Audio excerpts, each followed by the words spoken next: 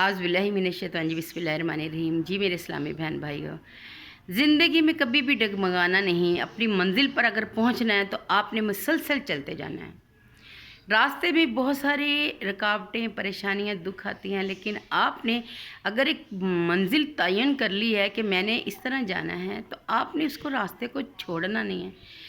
आपने उस रास्ते से हटना नहीं है। हमारा ईमान अल्लाह पे है और अल्लाह ताला ही हमारी मुश्किलें, परेशानियां दूर करता है। अगर आपकी कोई मुश्किल है, कोई घर में परेशानी है, कोई दुख है, कोई तकलीफ़ है, बच्चे की शादी का मसला है, या आप चाहते हैं कि आपका ज़ाती घर हो जाए, या आपको चाहते हैं कि आपके बच्चों को तरक्की मिले, घर में कोई बीमार है, तो आप लोगों ने अपनी नियत करनी है सच्चे दिल से, और फिर आपने इशा की नमाज़ और देखें, जो भी कोई बात होती है, वजीफ़ा करते हैं, उसके लिए पाबंदी नमाज की ज़रूरी है कि आपने 5 वक्त अल्लाह ताला की इबादत करनी है।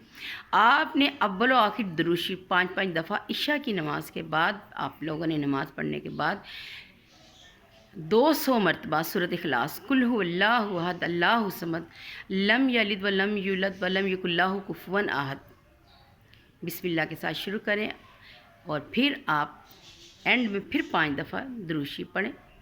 तो देखिएगा कि आप 21 दिन करें, 11 दिन करें या 41 दिन करें, इसके दौरान ही आपकी वो मुश्किल, वो परेशानी अल्लाह हल करेगा।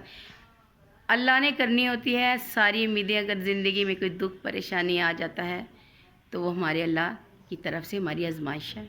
और मुसलमान होने की हैसियत से हम लोगों का ईमान है कि अल्लाह ही हमारी तमाम मुश्किलें, परेशानियां, तकलीफ़ें, तमाम मुश्किलें जो आसान करता है। दुआ में याद रखिए। अल्लाह आपका हामी और नासिर हो। अल्लाह हाफिज़।